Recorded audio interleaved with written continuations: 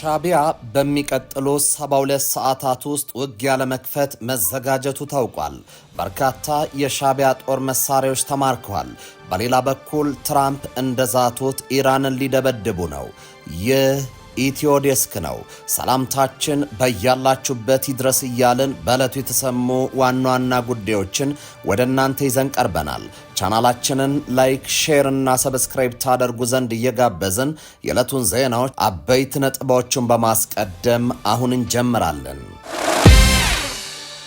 ሻቢያ በሚቀጥሉ 72 ሰዓታት ውስጥ ውጊያ ለመክፈት መዘጋጀቱ ተሰማ። ከቀናት በፊት እንዴት እንደምንዋጋ ተዘጋጅተናል ያሉት ኢሳያስ ውጊያ ለመክፈት ቆርጠዋል። ይህን ተከትሎ ለአማራና ትግራይ ታጣቂዎች ትዕዛዝ የሰጡ ሲሆን ወደ አማራ ክልል ያስገቡት በርካታ የጦር መሳሪያም በመንግስት ተማርኳል። ታዳምጡታላቸው። ትራምፕ በኢትዮጵያ ላይ እርምጃ ወሰዱ። እርምጃው ያልተጠበቀና ድንገተኛ ሆኗል። እርምጃው በቀጣይ ሳምንት ጀምሮ ተግባራዊ የሚሆን ነው። በዘገባችን ተካቷል።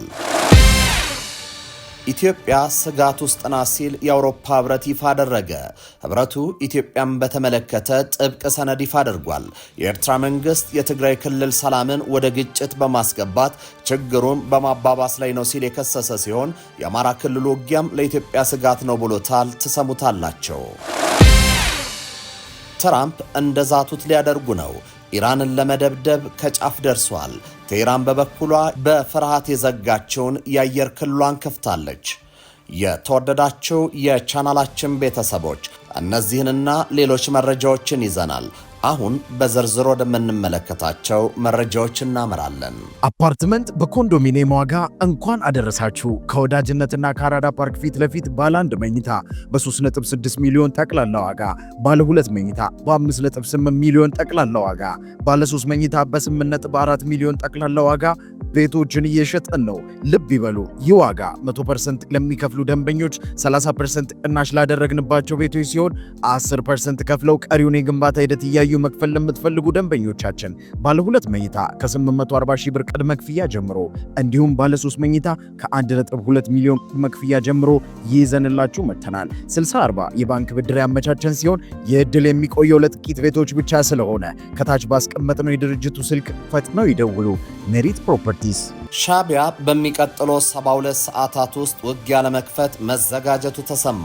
ከቀናት በፊት እንዴት እንደምንዋጋ ተዘጋጅተናል ያሉት ኢሳያስ ውጊያ ለመክፈት ቆርጠዋል። ይህን ተከትሎ ለአማራና ትግራይ ታጣቂዎች ትዕዛዝ የሰጡ ሲሆን ወደ አማራ ክልል ያስገቡት በርካታ የጦር መሳሪያም በመንግስት ተማርኳል። ከቀውስና ግጭት ውጪ ህልውና የሌለው ሻቢያ የኢትዮጵያን ስክነት እንደ ፍርሃት በመውሰድም ዳግም ስህተት ሊሰራ ከውሳኔ ደርሷል።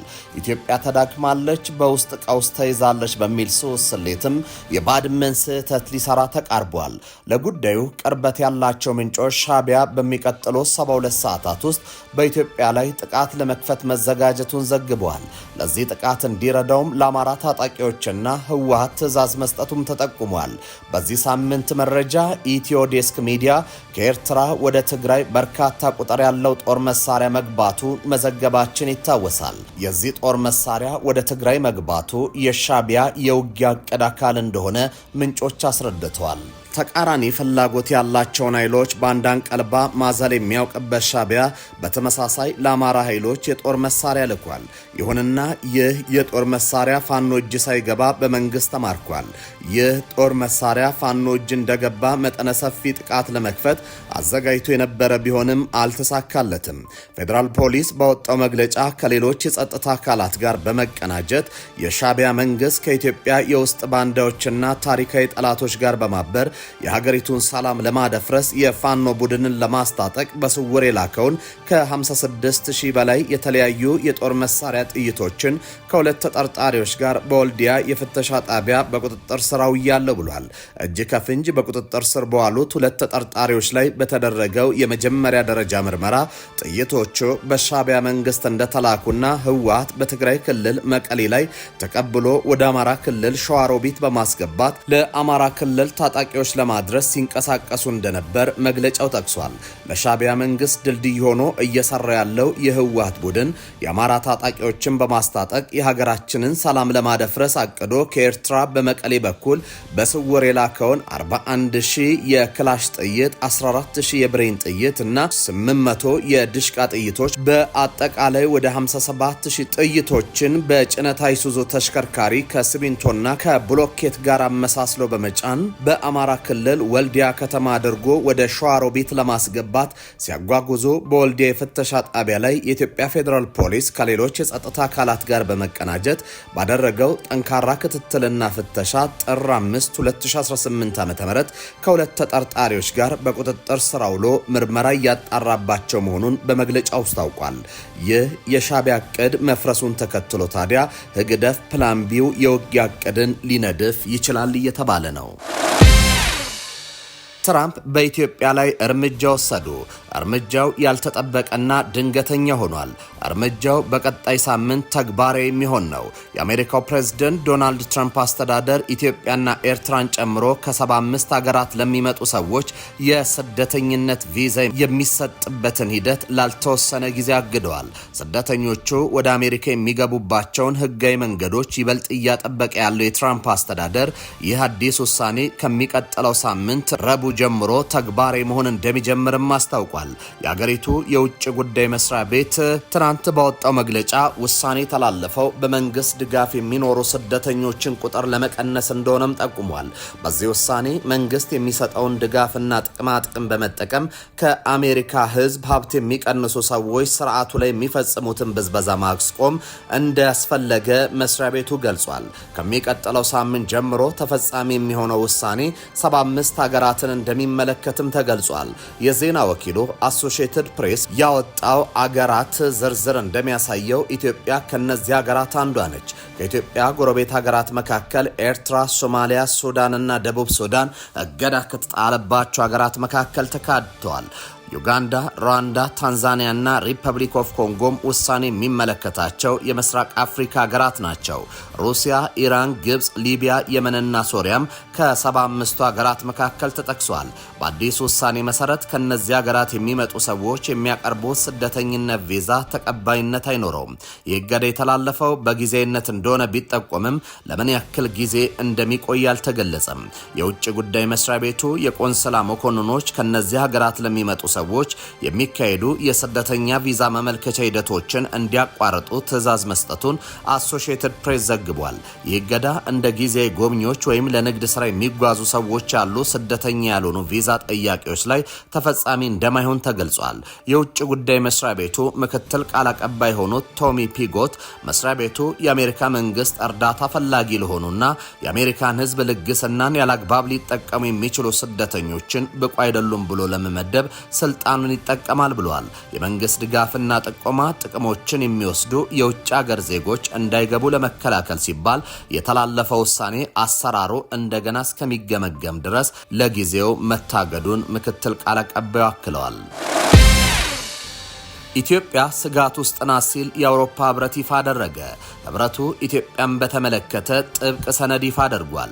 የኤርትራ መንግስት የትግራይ ክልል ሰላምን ወደ ግጭት በማስገባት ችግሩን በማባባስ ላይ ነው ሲል የከሰሰ ሲሆን የአማራ ክልል ውጊያም ለኢትዮጵያ ስጋት ነው ብሎታል። በአገር ውስጥ የፖለቲካ ሽኩቻና በአፍሪካ ቀንድ ከውጭ ኃይሎች ጋር በሚደረግ የጂኦፖለቲካ ፍጥጫ የኢትዮጵያ የሰላምና የዲሞክራሲ ቁመና ዝቅተኛ መሆኑ የአውሮፓ ፓርላማ የጥናት ማዕከል አስታውቋል። ማዕከሉ ይህን ያስታወቀው ለፓርላማው ስራ አጋዥ ይሆናል ያለውን ዓለም አቀፍ ሀገሮች የሰላምና ዲሞክራሲ ስጋቶች በሚል ሰነድ ይፋ ሲያደርግ ነው። ማዕከሉ የሰላምና የዲሞክራሲ ስጋትን በተመለከተ በ137 ሀገሮች ላይ አካሄድኩት ባለው ጥናት ኢትዮጵያን 112ኛ ደረጃ የሰጠ ሲሆን በብሔር ፌዴራሊዝም የምትመራው ሀገር በግጭት በድርቅና በኢኮኖሚ ጫና ምክንያት 21.4 ሚሊዮን ዜጎች ሰብአዊ እርዳታ ያስፈልጋቸዋል ይገባቸዋል ብሏል። የታላቁ ህዳሴን ግድብ መመረቅ ተከትሎ የአገሪቱ ኢኮኖሚ ቁመና መሻሻሉን እንዲሁም በሳይበር ደህንነት ረገድ መሻሻሎች ቢኖሩም ከሳህራ በታች ከሚገኙ አገሮች በሰላምና በዲሞክራሲ ረገድ ያላት ቁመና እየተሻሻለ እየጎለበተ የመጣ ቢሆንም አሁንም ግን ስራዎች ይፈለጋሉ ብሏል። ሽብርተኝነት፣ የኤነርጂ እጥረት፣ ድንበር ተሻጋሪ ወንጀሎች፣ የኢኮኖሚ ቀውስ፣ የተሳሳቱ መረጃዎች ስርጭት፣ መረጋጋት የተሳናቸው አገሮች መብዛት፣ ነውጠኝነትና ግጭቶች የወቅቱ ለኢትዮጵያ ሰላምና ዲሞክራሲ መነሻ ስጋቶች ናቸው ብሏል። ኢትዮጵያ የአውሮፓ ሀገሮች ቁልፍ መሆኗን የሚያስረዳው ሰነዱ ከጎረቤት ሀገሮችና በአገሪቱ ውስጥ በተለያዩ አካባቢዎች በሚታየው ውጥረት የስጋት ደረጃውን በከፍተኛ ሁኔታ መጨመሩን ማዕከሉ በጥናቱ ጠቁሟል። እንደ አውሮፓውያን አቆጣጠር በ2018 ስልጣን የያዙት ጠቅላይ ሚኒስትር አብይ አህመድ ከኤርትራው ፕሬዝዳንት ኢሳያስ አፈወርቂ ጋር ባደረጉት ስምምነት የነበረው ውጥረት ተወግዶ ወደ ጠንካራ ወዳጅነት ተቀይሮ የነበረ ቢሆንም ኢትዮጵያ በቀይ ባህር ላይ የባለቤትነት ድርሻ ለመያዝ የጀመረችው እንቅስቃሴ እንደ አዲስ የመጣ ዋነኛ የሁለቱ ሀገሮች ጦርነት ስጋት መሆኑን አስታውቋል። ኢትዮጵያ የባህር በር ለማግኘት የምታሳየው ፍላጎት ከኤርትራና ከሶማሊያ ጋር ውጥረት መፍጠሩን ያስታወቀው ሰነዱ የኤርትራ መንግስት የትግራይ ክልልን ሰላምን ወደ ግጭት በማስገባት ችግሩን በማባባስ ላይ ስለሆነ በሁለቱ ሀገሮች መካከል ጦርነት ሊቀሰቀስ እንደሚችልም አክሏል።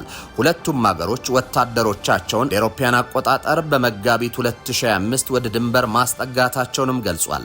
የፌዴራል መንግስት ከትግራይ ክልልም ሆነ ከሌሎች ክልሎች ጋር ያለውን የፖለቲካ ሁኔታ በውጥረት የተሞላ መሆኑን የሚገልጸው ሰነዱ በተሳሳተ መረጃ ስርጭት፣ በመሳሪያ በታገዙ ግጭቶች ምክንያት ኢትዮጵያ ስጋት ውስጥ መሆኗን አስታውቋል። የታላቁ ህዳሴ ግድብ መመረቅ የኢትዮጵያን ኢኮኖሚ የበለጠው ሊያሳድግ እንደሚችል ቢታመንም ከሱዳንና ከግብጽ በሚመጣ የውሃ ደህንነት ፍላጎት ግፊት ቀጠናው የግጭት መነሻ ሊያደርገው እንደሚችል ገልጾ በአገር ውስጥ በመንግስትና በአማራ እንደዚሁም በኦሮሚያ ክልሎች ከሚገኙ ታጣቂ ቡድኖች ጋር የሚያደርገው ውጊያ ሌላው የስጋት ምንጭ ተደርጎ ይወሰዳል ብሏል። ህብረቱ አክሎም የአማራ ክልሉ ግጭት ከጊዜ ወደ ጊዜ እየተሻሻለ መምጣቱንም ገልጿል።